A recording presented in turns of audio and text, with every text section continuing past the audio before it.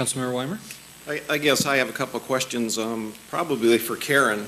I missed the January 4th executive session meeting where I guess a lot of this was discussed and people were informed of why we're moving the way we were. And I know you can't answer questions about that, but just a couple of questions around that. I know that happened on Tuesday, and I didn't get the required 24-hour notice because I was out of town.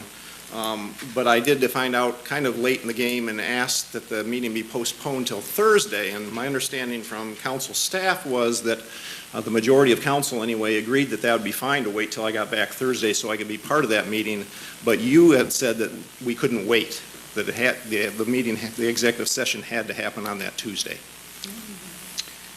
I don't recall exactly the circumstances, but it wasn't, there was a reason for it, and I'm sorry, I wish you would have. It was a question of when the board gave notice to the county of the invalidity. There was a question as to what constituted serving notice to the county would affect the deadline. That's right, and at the time that we scheduled the meeting, we thought we still had time, but subsequently to take one action, but subsequently we discovered we didn't, and so by the time we were at the meeting, we did know that we had time, but it had already been scheduled, so. Okay, so there wasn't. We can talk more about that off the record. And the other question is, I know because it's been in the paper that there was a motion to rescind the order of invalidity filed by the county. I was wondering under whose authority that was filed.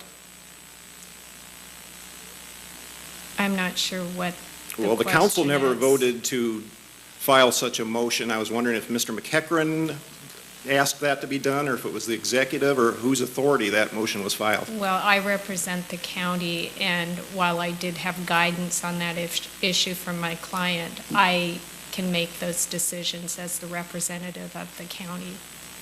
All right. That's what I wanted to know.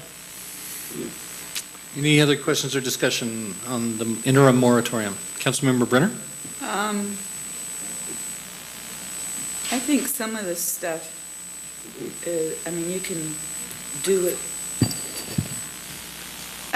I'm a little uncomfortable putting our attorney on the spot at a public meeting. If you have those kinds of questions, it seems like you could ask her and you could mention it at the meeting, but she's not on trial here or anything. It just seems, you know, I don't think that's her job